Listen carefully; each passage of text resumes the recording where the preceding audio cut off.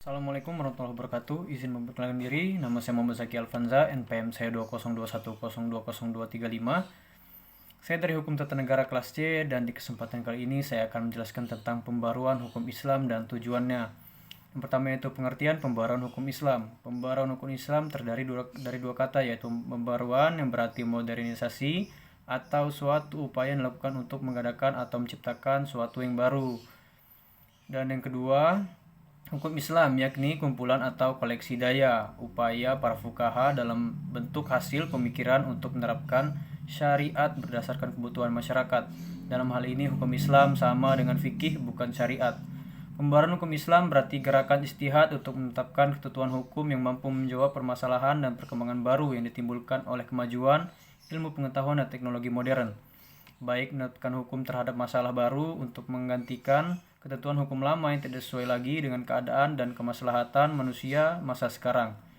Yang dimaksud dengan ketentuan hukum di sini adalah ketentuan hukum Islam dikategorikan fikih yang merupakan hasil ijtihad para ulama, bukan ketentuan hukum Islam kategori syariat. Pengertian ijtihad.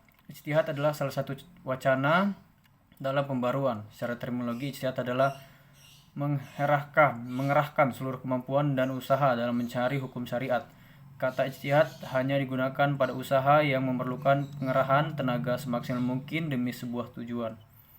Pembaruan juga dapat dilakukan dengan usaha-usaha pengahtikan dengan usaha pentahkikan. Ini akan terlihat keaslian dan kemurnian ajaran Islam. Cara ini lebih mudah dibandingkan dengan ijtihad, meskipun cara ini barangkali termasuk dalam wilayah ijtihad.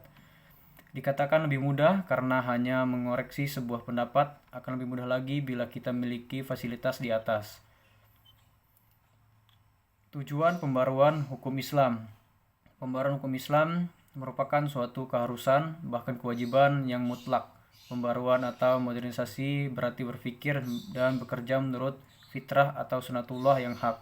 Sunatullah telah mengejawantahkan dirinya dalam hukum alam. Maka untuk menjadi modern, manusia harus mengerti terlebih dahulu hukum yang berlaku dalam alam itu. Manusia karena keterbatasan kemampuan tidak sekaligus mengerti sunatullah itu, melainkan sedikit demi sedikit waktu ke waktu. Sekian dari saya. Wabillahi taufiq wal hidayah. Wassalamualaikum warahmatullahi wabarakatuh.